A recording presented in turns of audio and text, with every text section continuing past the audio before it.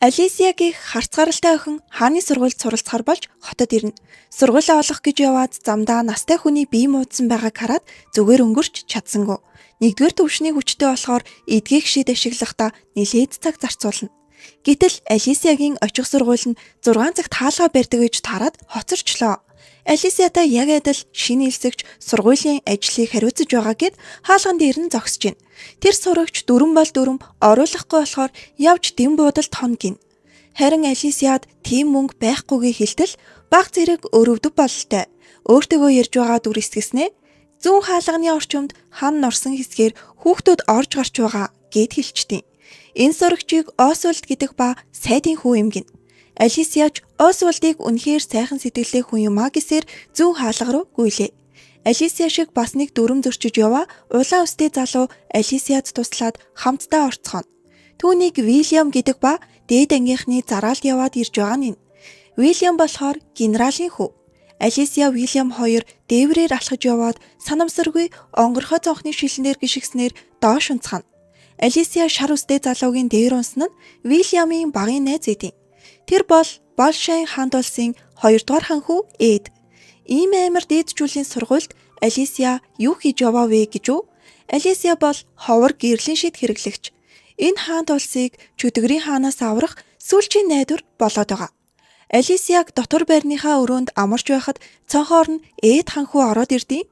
Танай өрөөнд нуугдаж бай гэснээр Алисия Эд хан хүүтэй жаахан ч ихсэн ярилцаж хамт цагийг өнгөрөөнө. Маргааш нь харин хааны сургуулийн нээлтийн ёслолоор Алисия нэг хүн мөргсөн нь Юмилия буюу Гэрэл ба Баатар гих тоглоомын нууц босс байлаа. За саяын бүх үйл явдал бол тэр чигээрээ видео тоглоомын зохиол шүү заа юу.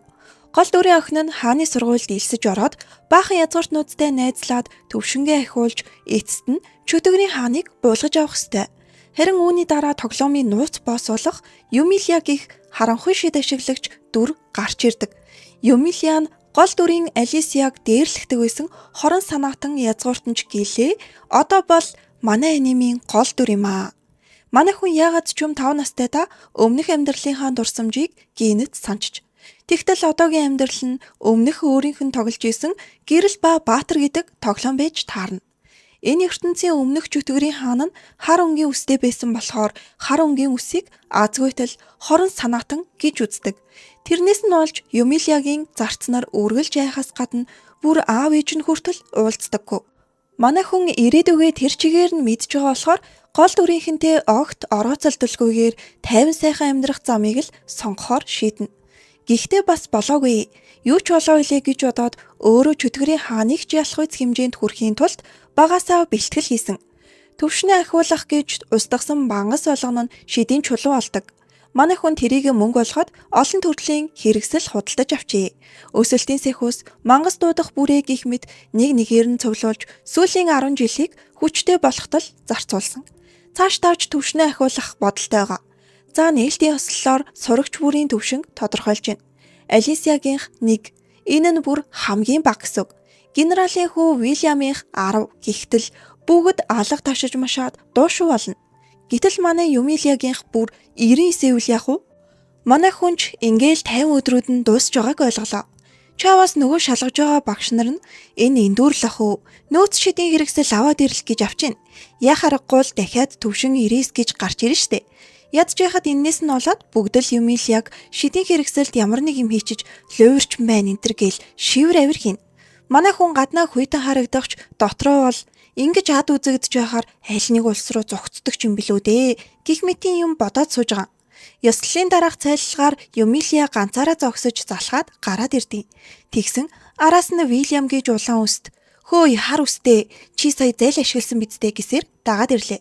Араас нь шар үст Эд ханхуу бас гарч ирснэ. Чиний залмигч нь Вильямын өдийг хүртэл хичээж 10 дугаар төвшөнд хүрсэн хичээл зүтгэлийг нураачлаа гэж авдیں۔ Манай хүн ч уг нь зал бишээ. Үнэн зөвлгээд байхтал өнөө сайдын хүү Освальдоос гарч ирээд төвшин 99 гэдэг эрүүлэр бодоод үзвэл боломжгүй л дээ гэж гуцаж байна. Гурвын гуруулаа гарч ирчээд нэг охиныг бүүлийдээ тэнэгтэй давмда. Юмилияг яг одоо энд чадвараа харуул гэдэгч манай хүн болохоор илүү дутуу шуган тарихыг хүссэнгүй. Тэгээд Алисия руу заагаад Гэрлийн шид ашиглаж чаддаг ядуу охинд найзч олдохгүй их хэцүү харагдаж байна. Та нар очиж туслаач гэд 3 балаагаас зүгтэж санаа амарлаа. Гэсэн ч маргаашнаас нь хичээл эхлэх болоход танхим даяарал Юмилияг шоолхон шоолоод муулах нь муулаад эхэлнэ. Сурагчдын чадварыг шалгахаар модон сэлмээр тулалдах болтол Вильям манай хүнийг бүр заналтай наргагүй тулаанд дууддیں۔ Эмэгтэй гэж өршөөхгүй яс масыг нь хугаланч гинүү балераад Юмилия болохоор яаж энэ нэг юмыг алчихгүй баг хүч гаргах вэ л гэж бодож байгаа шүү дээ. Бүгд л Вильямыг дэмжиж орилж исэн ч мэдээж Вильям Юмилиягийн ганц ч цохилтыг даасангүй. Дараагийн хичээл нь шидийн чадвараа харуулах цаг. Гал, ус, агаар, газрын гэсэн 4 үндсэн шиддээр нэмээд гэрлийн болон харанхуйн гэсэн маш ховор төрлийн шидүүд байдаг. Сайдын хүү Освальд үндсэн 4 шидийг дөрвөлэн нь эзэмшд юм байна. Тэрийгэ гайхуулж өнгөрч байснаа Юмилияг чадвараа харуулаач дээ гээл шордж эхэллээ. Юмилия харанхуйн шидээ гаргаж онох ёстой байгаа тэр чигээр нь устгаад бүгдийг нь өстой чичрүүлдэв.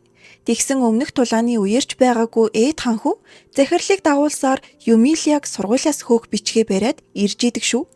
Юунаас хоцорсноо мэдэхгүй л пэдэлцэж байна.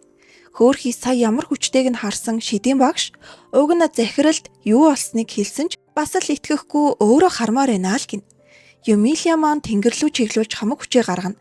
Ямар нэг зүйл болвол дараа нь ээд ханхуг өөрөө хариуцлага үүрээрээ дэгээд ам мөчгийг нь хүртэл авдаг. Гэхдээ л өөрөө бол хүчээд орж байгаад харанхуй шидээр хар нүх гаргана. Энийг нь энэ ертөнцид чөтгөрийн хаалт биш бол өөр хинч хийж чадахгүй. Тэгээд ээд ханхүү дээр очиж зэвүүнээр инегээд эрхэм дээдэс одоо төвшөнд минь итгэж өгсөн болов гэж асуунда. Заавал байдлыг энэ дэрэн тулгах хэрэг байдаг ч юм уу, гүү ч юм уу те. Хамгийн амар нь хар нүхнээс олж хааны ордонд дуудагдтал тэнд хүртэл итгэхгүй хүмүүс бас л шивэр авир хийгээстэй. Хаан ч бас Юмилиягийн хүчийг шалгахыг хүслээ. Энэ улсын хамгийн хүчрхэг хүн болох Хүлэгт баатруудын ахмадын дайралтаас юу ч болоогүй юм шиг бүхийгд болцчихно. Түүний дайралтаас хинч бултаж чаддгүй болохоор яа харахгүй төвшин 99 юм байна гэж итгэлээ. Хаан Юмилиягаас ийм хүчтэй болохын тулд юу хийсэн бэ гэхэд Юмилия нэг их сүртэй юм хийгээгүй дээ.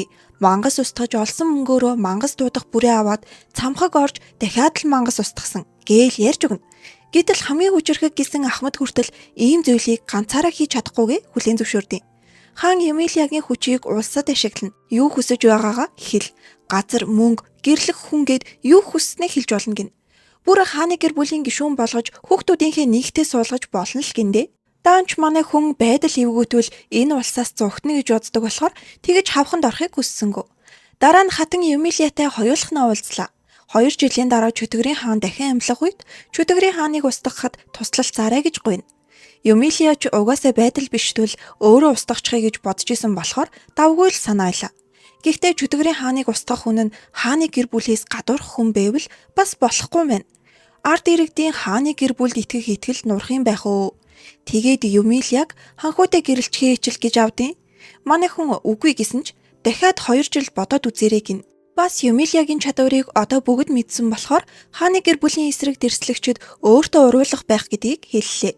Ядж байхад Юмилиягийн аав нь баг тэр тэрслэгчдийн тал юм шиг байна. Юмилиягийн төвшинг мэдсэн хүүхдүүд багч гисэн ярьдаг болсон ч Алисиал манай хүнийг хараад айсан хിവэрээ эдээ.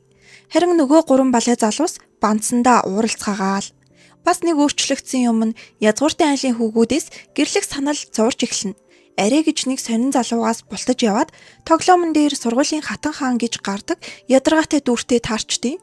Нөгөөх нь ээд хаан хүүгээс хол байвал найзалж болох юм гиндэ. Юмилияч ээд хаан хүүд танаас өөр тохирох хүн байхгүй энэ төр гэж баахан хөөргөж өгöd өнгөрлөө. Маргааш нь цайны цагаар Юмилиягийн урд Алиса ирж суухан дирээ. Тэгээд чи Чөтгөрийн хаан юм уу гэж солиорч байна. Гинэт бас нөгөө 3 балан юмд гарч ирсэн ээ. Чи муу Алисад юу хийсэн энэ төр гээл бүтгүй. Манай хүн л дээрлэхүүлээд байгаа ш дугна. Яаж ч хэлсэн Юмилияг Чөтгөрийн хаан гэд тэнэгцгээгээд байхаар нь би Чөтгөрийн хаан байлаач угаасаа та нар сул дорой. Ядаж хүчтэй бол гээд төвшин ахих арга зааж өгдیں۔ Гэлээч нэмэр болохгүй л дээ. Бид нарыг алах гээ юу гэж уурлал явчихна. Алисиягийн Юмилияг харах харц нэг л сонирн байдаг болохоор өөр шигэн дахин төрсэн хүн юм болов уу гэж бодоод бүтэн өдөржин тагнадагч тийм биш байлаа. Сургуулийн захирал өөрчлөгдөөд шин захирал нь Юмилияг дуудаж байна. Удахгүй болох хээрийн бэлтгэлийн хянагчаар ажиллаад өгөөч гин. Хээрийн бэлтгэл гэдэг нь сурагчдыг төвшин ахиулах зорилготой зүйл. Хамгийн гол нь сурагчдын аюулгүй байдлыг сургууль хариуцдаг. Манай Юмилиад бол ямар ч үр дүнгүй хэрэгцээгүй даалгавар шиг санагдана. Тэгээд илүү төвшин ахих хэрэгтэй шүү дээ гэд мангас дууддаг бүрийгээ ашиглажтэй юм да. Удирдах чадвартай Патрикийг саарл үстэй залуу ачаар дуудсан бүх мангасыг нь агнцгааж чадна. Гэтэл Юмилия дараагийнхад нь бие туслая гэснээ дахиад бүрийг үлээжүүл яах вэ? Одоо бол бүр цуцгаацсан байгаа штэ. Тэгсэн Юмилия маань харанхуй шидээрээ бүх мангасыг хөдөлгөөнгүй болгож хүүхдүүдэд агнахт нь бэлэн болгоод өгдөө. Эхэндээ айцгааж байсан ч Патрик туршиж үзснээр бүгд итгэнэ. Патрик Юмилиятай юм ярьж итэл ганц үлдсэн байсан мангас гараад ирдээ. Патрик Юмилиягийн урдуур ороод бэрсчихнэ. Манай хүн яагаад энэ ертөнцийн хамгийн хүчтэй хүнийг хамгаалах гээд байгаа юм бол гэж гайхтал чи өөрийгөө илүү нандинах хэрэгтэй гиндэ. Энд байгаа ганц эр хүн юм шүү арга. Хээрийн бэлтгэл шөнө олтол үргэлжилэхэд Юмилия бараг хэдэн ч удаа бүрийгээ үлээсэн бүүмэд. Хээрийн бэлтгэлээс хойш Юмилиягийн ганцаардмал амьдрал бага зэрэг өөрчлөгдлөө. Патрик манай хүнтэй юм ярихаас гадна тулааны бэлтгэлд ч хамтрахыг хүснэ. Даанч Юмилия хүчээ ихтүүлээд нэг сайн савчтгал да. Сандарч очоод уучлалтгуйтал харин ч бүр сайн хамтрагч чинь байж чадсангүй гэд өөдөөс нь уучлахгүйгээд идэв. Бүр болоогүй Юмилиягийн хар үсийг үдсэглэнтэй гэж хэлдэг за. Тэрэнд нь баярлаад дахиад нэг удаа бэлтгэл хийсэн ч бас л нэг цохилтоороо шийдчихнэ. Хөөхий Патрик. Эмчлүүлж босч ирээл инээсэн хിവэрэ. Хоёр дахь удаагийн хээрийн бэлтгэлээр захирал мангас дуудаж болохгүйг захижээ. Дээрээс нь Патрик хүртэл Юмилияг загнадаг болж. Манай хүн уйдсандаа харанхуй холбоосоо ашиглаад хайч чулуу даавдаж сууж байгаа. Хүн бэртэг төдийд нь уг нь имжилж өгдөгч Юмилиягийн эмчлэх шид хүмүүст нэг их таалагдаад байдгүй. Гэрлийн шидийг бодвол харагдсан нилээд амар болохоор тэр. Юмилия энэ удаагийн бэлтгэлийг бас л сул байна да гэд бүрээгээ үлээчтэй. Үнэн хаширдгүү. Бөөндөө хүчээ нийлүүлэхэд Патрик удирдан зохион байгуулах чадвараараа сурагчдыг манлайлаад нилээд одоллоо. Тэрнээс болоод Юмилия дахиж хамт үйж чадсангүй. Буцаад иртэл Алисия гинэтхэн уучлах байж гин. Чөтгөрийн хаан гэж хэлсэнд уучлаарай гинэ. Гэтэл ханхуу бас л Алисиагийн уурд гинэт гарч ирээд Алисиагаас хол бай. Чамайг хээрийн бэлтгэлийн үеэр мангас дуудсныг чинь сонссон. Албаар хэн нэгнийг санаатайгаар алах гэсэн бидтэй гээл хүн шархлуулах муухай гүтгэлгээ эхлүүлдэг. Энэ үед Юмилия надад ер нь энэ ертөнцид байх газар олдох юм болов уу гэж бодно. Тэгсэн чинь ашгүй бидний баатар Патрик маань гарч ирээд хамгаалдیں۔ Ханхууд зөвөр ойлгуулж дараа нь Юмилиагаас хэцүү байсан уу гэж асуух нь бүр хайр юм аа. Патрикийн ачаар манай хүн анх удаа баг зэрэг инээмсэглэл гаргана. Гэхдээ түүнийг өөрөө мдээгүй Патрик л хэлж өгдөө. Зуны амралт эхэлж зарим нь гэртээ харж зарим нь сургуультай үлджээ. Юмилия Патрик хоёрч хамт сургуульд үлдэж бэлтгэлээ хийсээр байна. Мэдээж Юмилия бараг л хүчээ удирдах сурч байгааж хаяа нэг хүчээ ихтүүлээд алчих шахнаа. Үдээс хойш бийдан суралцах цагаар нь зарим сурагчид ирж хичээлээ асуух гэх мэтээр ярилцдаг болжээ. Ханхуу болон түүний балай найзууд бас нутаг буцаад Алисия ганцаар үлдчиж ганцаараа авахтаа Юмилиагаас айхгүйгээр шидийн хүчээ нэмэгдүүлэх арга заалгахаар асууна. Амралтын хугацаанд Юмилия Патрик хоёр өдөр бүрийг хамт өнгөрүүллээ. Ингээд хичээл эхлэхийн өмнөх тулааны урлагийн тэмцээн болох гэж байна. Энэ удаагийн тэмцээний шагнал нь харанхуй шидийг сайжруулах сахиус гин. Угаасаа баг Юмилиагаас өөр авах хүн байхгүй байтал сонирн багаз. Тэгсэн манай хүн айгүй гинэн тэр өгөөшийг нь өмгчж байгаа байхгүй юу? Яахав өгөөсч гэж хаан Юмилияг албаар тэмцээнд оруулж олны өмнө хүчийг нь харуулах гэсэн бололтой. За тэгээл тэмцээнд оролцох гээл бэжэтэл нь Вильям ирснээ өчнөө бэлтгэл энтер хийсэн одоо 20 дугаар төвшөнд хүрсэн болохоор би өөр хүн шүүл гэж авчина. Гэхдээ одоо бол Юмилиягийн төвшөнд итгэж байгааг нь. Вильямын амар хүндэлж биширдэг хүлэгт баатруудын ахмад нотолцсон болохоор аргагүй л дээ. Мөрөөдөл нь тэр хүнийг давхаар хүчтэй болох байсан гин. Харин одоо бол Юмилияг давах зорилготой болсон. Энэ тэмцээн Юмилиягийн хувьд маш амархан ч гэлээ мэдээж том асуудал бий. Сайхан сэтгэлтэй юм болохоор өрсөлдөгчөөрөө таарсан сурагчдад хүчээ харуулах боломж гаргаж өгөх хэрэгтэй гэж боддیں۔ Даанч зүгээр сэлмээ ганц эргүүлээд үзэхтэл нөгөө тал нь бууж өгөөд идэм да. Манай хүн тулааны тэмцээний финал хүртэл бүр ганц ч тулаа хийсэнгүү. Бүгд л тагчин чичирж байна. Финалд харин Вильямтай тултгаар боллоо. Эхэндээ зүгээр л бүх дайралтаас нь болцчихсэн ч сэлмэнд хуурах гэдээсэн болохоор сандарсандаа супер урдаараа Вильямын сэлмийг нөгөө гараа ашиглаад хуух зөгчнө. Ингээд тулааны төрөлд ямартай ч алчлаа. Тэмцээн завсарлагад Освальд ирж бас л төвшин Эрис гэдэгт нь итгэснээ хэлээд уучлалт гуйдیں۔ Гэхдээ л дуртай болж чадахгүй шүү л гэж. Бас одоо эхлэх шидийн төрөлд заавал манай хүнийг ялах юм байх уу? Ямар ч боломжгүй штэ. Шидийн тэмцээн эхлэхэд Алисия гэрлийн шидээ үзүүлж 88 оноо, танхуу галын шидээр 90 оноо. Өөрийгөө шидийн хүчний ориглоно гээд байгаа Освальд харин үндсэн 4 шидийг хослуулан 100 оноо авлаа. Ер нь бол 100 дээд оноо юм байна. Юмилиягийн ээлж ирлээ. Патрик ямар хүч гаргахаас найгаад бүр хол очио зогсчиж. Манай хүнч энэ удаа нээх өөрийгөө дарн марнч гэж бодсонгүй. Нөгөө айхтар хар нүхээ харуулад дахиад өргөлжлүүлээд өөр юм хийх гэсэн чинь шүүгч нар найсандаа одоо болноо 300 оноо өглөө гэж авд юм да. Ингээд Юмилия ялагч боллоо. За нэг өдөр ханхуу Юмилия дээр ирээд саяхнаас Алисиягийн эд зүйл залга болоод байгаа. Дараа баригдахаас хойш одоо үннээ хэл гэж авдیں۔ Юмилияч энэ ядаргаатай асуудлыг хурдхан шийдэхээр орой болтол ангидаа нуугдж жоод гэмт хэрэгтнийг бариад авна. Тэгсэн тэр хэрэгтэн нь өнөө сургуулийн хатан зүгийн охины дэрэгдэх хүн байдیں۔ Юмилия маань бас л уран цэцэн үгээрээ Алисияг оролдох хэрэггүй. Угаасаа таал ханхуудтай хөрөх ганц хүн мөн гэж хөөргөөд аргалчна. Гэхдээ л хэрэгтнийг ил болгож зарлаагүйг нь Патрик гайхаад асуулаа. Хариуд нь өөрийгөө тэр хүний оронд тавьж үзснээ хэлдэг. Ямар өмнөх амьдралдаа тоглосон тоглоомн дээр ингэж гард юм аа гэлтэйнч биш. Хатан зүгийн бүр байсгээл Юмилиягийн эргэн тойронд гарч ирдэг боллоо. Түүнтэй нөхөрлөж ойр байж болохгүй олон шалтгаан бий. Нэгдүгээрт ядаргаатай ч түүнээс илүү төвөгтэй зүйл нь эдний гэр бүл хааны эсрэг үзэлтнүүд. Өмнө нь хатан анхааруулсан байхад ойр яваад ивэл сайн зүйл болохгүй. Тэгээд хийсэн чигнэмгээ амсуулахаар нь үзэн ядагдах боломж гарлаа гэж бодоод амтгүй байна гэтэл ерөөсөө уралдгүй юм да. Харин ч бүр үннээр нь хэлж өглөө гэд баярлаж энтер. Алисия ханхууд дандаа өөрийнхөө хийсэн амттныг өгдөг болохоор нь тэр ч бас дуурайх гэж үзсэн гин. Юмилия уурыг нь хүргэх гээд таны хийж чадах зүйл биш гэж хэлсэн ч бүтсэнгөө. Харин тийм ээ, би угаасаа чадахгүй байхад найзууд маань хийгээд исэн юм аа л гин. Юмилия сонсож байгаад үнэхээр гинэн цайлган сэтгэлтэй гэдгийг нь мэдэж авдیں۔ Найзууд эргэн тойрныхоо хүмүүсийн үгэнд автчихдаг хар буруу санаагүй нэгэн байж. Тэгээд Юмилияг найзаа гээд салж өгөхгүй. Патрик манай хүнээс энэ жилийн төгсөлтийн үдэшлэгт очих уу гэж асуудагч Юмилия мэдээж очихгүй л гэдэг.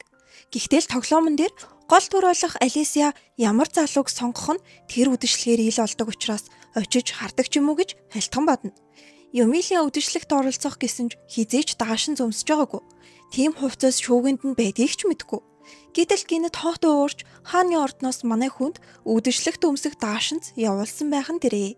Даашинзаа өмсөөл ортол Патрикийн бяцхан зүрхийг буйлоглуулчих шиг боллоо шүү. Иймэрхүү газарт дасаагүй Юмилия маань болохоор шийдээд гарах гэтэл Патрик гараас нь бариад бүжигт өрдیں۔ Уг нь ээлдгээр зөвшөөрснөө хэлэх гэж оролцсон ч Юмилия юм болохоор ямар ч хувирлгүй хүйтэн өнгөөр за гэж хэлнэ. Юмилия өөрлөө нь олон нүд хараад байгааг Патрикт хэлтэл Юмилия үдсэглэнтэй учраас гиндэ. Патрик зэрэг гаргаад нэг сэтгэлээ илчлэх гэсэн ч чадсангүй. Уг нь манай хоёр дахин нэг аян дээр бүжиглэх гэжсэн ч өөр нэг залуу Юмилияд бүжгийн санаал тавьчлаа.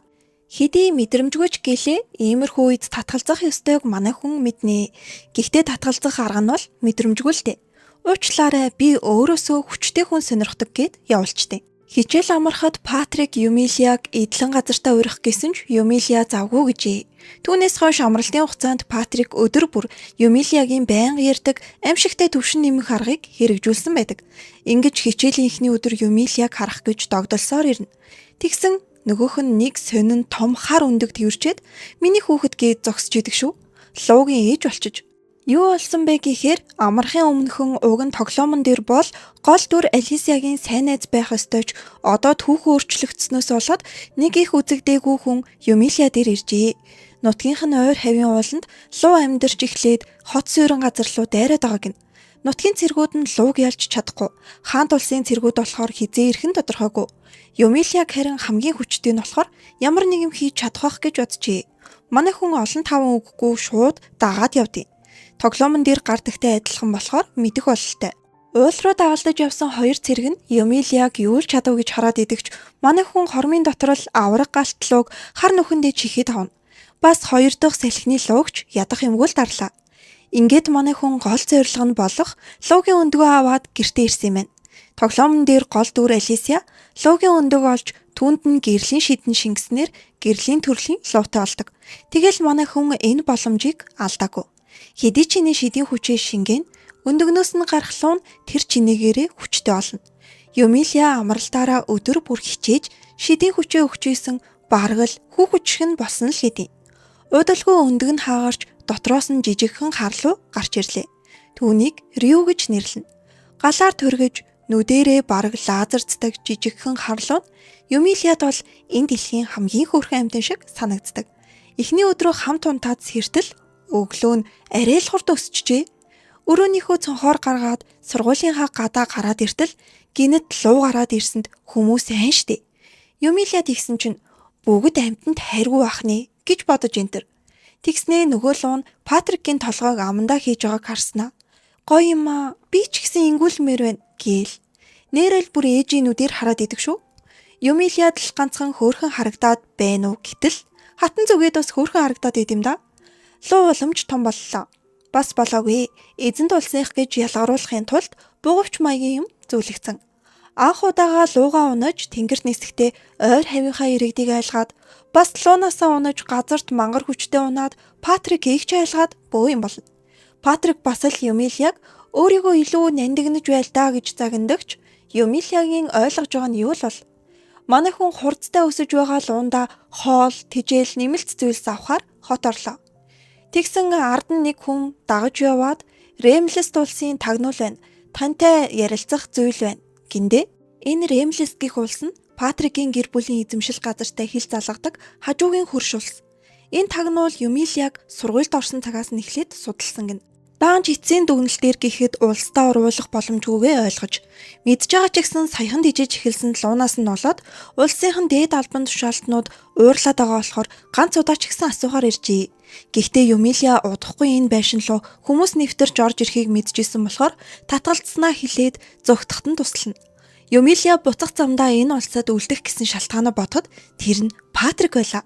Гэсэн ч ийм мэдрэмжийг сайн ойлгохгүйсэн болохоор удалгүй л өөртөө зөрчилнө. Патрикт сайн гэдгийг хүлээн зөвшөөрч чадахгүй л байна. Найз уу, эсвэл хайр уу? За хатан зүгийн манд Юмилиагаас хичээл зааж өгөхийг гуйдیں۔ Эхэндээ нэг л бүтэмжгүй байсан ч гэсэн явандаа хайртай танхүүтэй нь холбож зааж өгөөд байтал ойлгоод эхэлнэ. Сүүлийн үед хичээлийн дараа амралтын өдөрч хүртэл Патрик дандаа л завгүй байх болжээ. Гэхдээ яг юу хийж байгаагаа Юмилияд хэлэхгүй байгаа. Гэтэл эхний жилийн төгсөлтийн үдэшлэгээр Юмилиягийн өөр залуугийн саналд татгалзахтаа хэлсэн би өөрөөсөө хүчтэй хүн сонирхдаг гэсэн үгнээс болсон байж. Юмилиягийн төвшөнд жаахан ч ихсэн дөхөн гээд одоо хүртэл өдөр болгон мангас агансаар лаган байна. Патрикийг орой буцаж ирэхэд Юмилия бүр тээс хүндлэн юм бодцсон. Найз охинтой болсон юм уу ч гэж ах шиг мэдрэмжгүй л дээ бас. Гэхдээ л Патрикийг найз охин байхгүй гэхэд дотроо жаахан баярлжээ. За нөгөө Патрик маань гинэтгэн л Юмилияг танхүүтэй уулзуулах гээд дагуулад ирдээ. Патрик ер нь нэлээд удаан хугацаанд танхүүд Юмилиягийн талаар олон зүйл ярьж зөвөр ойлгуулсан юм байна. Ирээс гэдэг төвшин нь бидэнтэй харьцуулахын аргагүй хөдөлмөрийнх нь үр дүн. Юмилия биднэртэй л ижилхэн энгийн хүүхэд, эд хөрөнгө, эрх мэдэл чундаггүй, муу зүйлд татагдахгүй, хүчрхэг хүнгээд баахан л юм ирсэн гэн. Тэгээд танхүү эцэст нь өөрийнхөө ямар тэнэг байсныг ухаарад уучлалт байлаа. Ингээд Чөтгөрийн хааны эсрэг тэмцэх ханхүүгийн салаанд албан ёсоор Юмилия маань багтж байгаа. Гэхдээ Чөтгөрийн хааныг устгахад Алисия л илүү чухал үүрэгтээ оролцох хэрэгтэй. Тэгэхгүй бол Юмилия ханхүүтэй гэрлэх болчихно. Ядчитал Алисиягийн төвшин бараг л нэмэгдээгүй. Юмилия өгн хамтдаа явж мангас устгаад төвшин ахиц чинь туслая гэсэн ч нөгөөх нь манай үнээс айгаад үгүй л гин. Харин маргааш нь Алисия сургууль дээрээ ч харагдсангүй. Ханхүү болон найзууд нь Алисияг хайж байхад Алисия ганцаараа хаан ихтэй явж байлаа. Юмилия яагаад ч юм түүний явж байгаа зүгийг гадарлаад луутайгаа хайгаад ирнэ.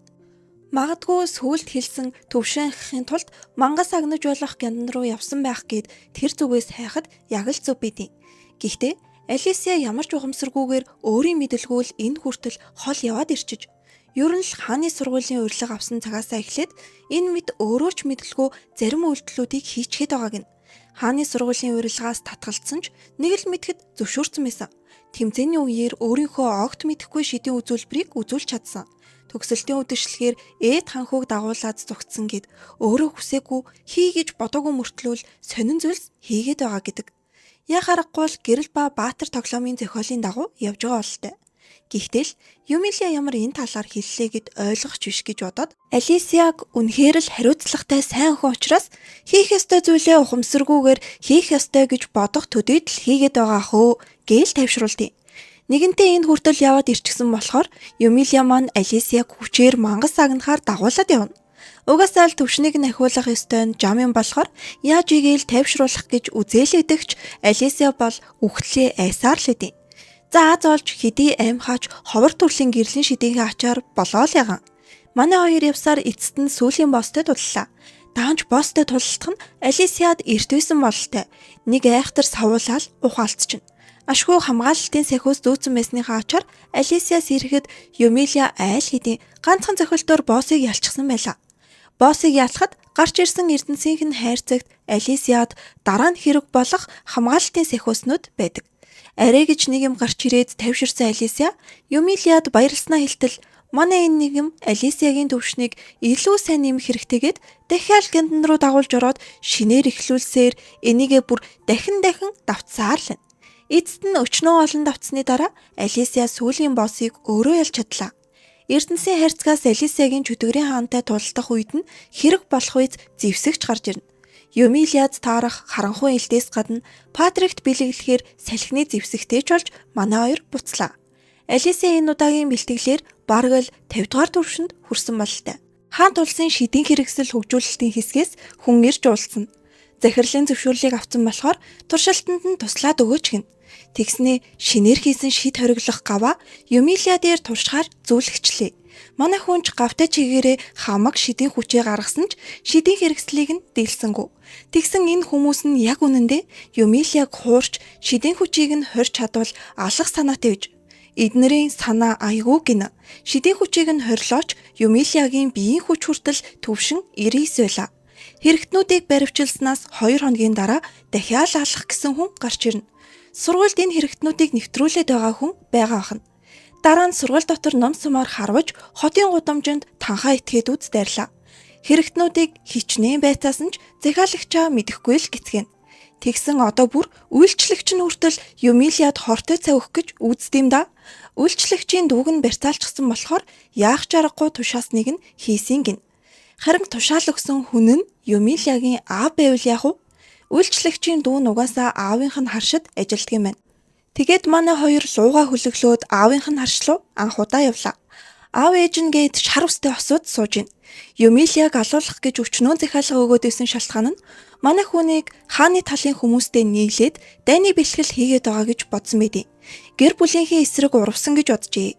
Дээрэс нь чөтгөрийн хаан гарч ирэх гэж байгаа гэж мэдэхгүй болохоор шаал өөр дайн бодоод байгаа.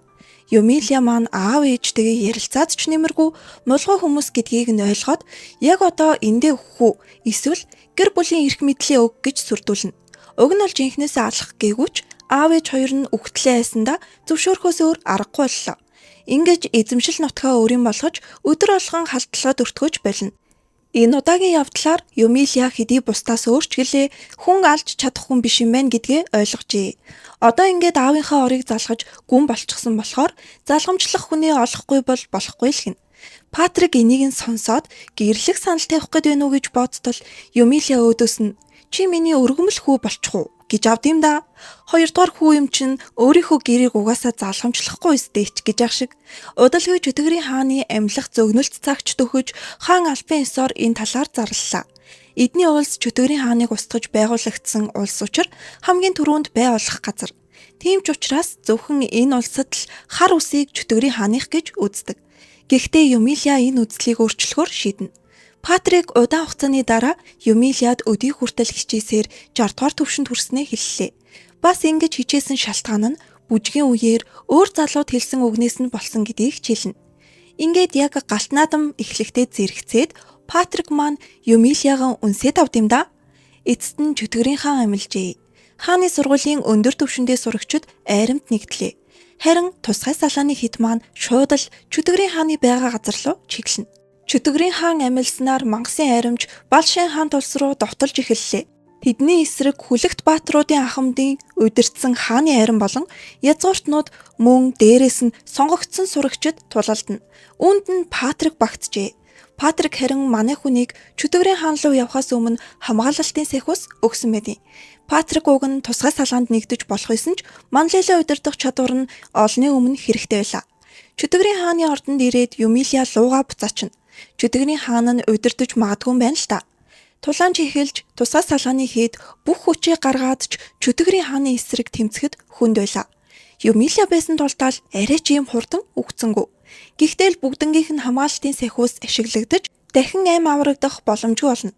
Тэгсэн чөтгөрийн хаан Юмилиагийн харанхуйн чадварыг анзаараад өөртөө уруулах гэж үзэж байна. Юмилиа чөтгөрийн хааны царайг ил олготол үхчихсэн цонхгор цагаан царай. Чөтгөрийн хаан өмнө нь хүн байсан гинэ. Тэр Балшайн хаан тулсын хааны хамгийн шилдэг туслаг байснаа ярьлаа. Гэтэл хаан нь хэтэрхий их хүчнээс найгаад энэ эзэнгүү газарт цүлцэн гинэ. Тэгээд ч зогсолгүй урвагч болгож алхахыг хүртэл оролцжээ. Үүнд нь уур хилэн үзэн ядалтанд тесэрсээр чөтгөрийн хаан болчихож. Тухайн үеийн урт тулааны эцэст нэг гигантан гарч ирснээр түүнийг удаан хугацаанд битүүмжилж чаджээ. Харин тэр битүүмжийнх нь хугацаа дууссан учраас дахин сурлагдсан юм байна. Энэ түүхийг үнэндээ Юмилиа мэдж байлаа. Манай хүн чөтгөрийн хаанд эндээс өөр газар зүгээр амьдарч болно штэ. Зогцчвол өгсөн болгоод туслыг гэдэгч юу гэж тийм юм болох вэ? Энэ удаад Юмилиа чөтгөрийн хааныг илүүрхэж эцсийн ажлыг Алисиа тусгалаа. Чөтгөрийн хаан яг эцсийнхээ мөчөд Юмилиа руу харахтаа битгий тэгж хар. Энэ л миний хүссэн зүйл гэж хэлээ. Ингээд манай хэд чөтгөрийн хааныг устгаж шатлаа да гэж бодтол Юмилиаг хутгалчихан тэрээ. Тэр хүн нь Алисиа гэд боддоо бас л ухаан мэдрэлгүй болчихсон алах гээд дайраад идэв. Тоглоомн дээр чөтгөрийн хааныг ялсны дараа жинхэнэ нууц босс болох Юмилиа гарч ирснээр дахин тулаан болох ёстой.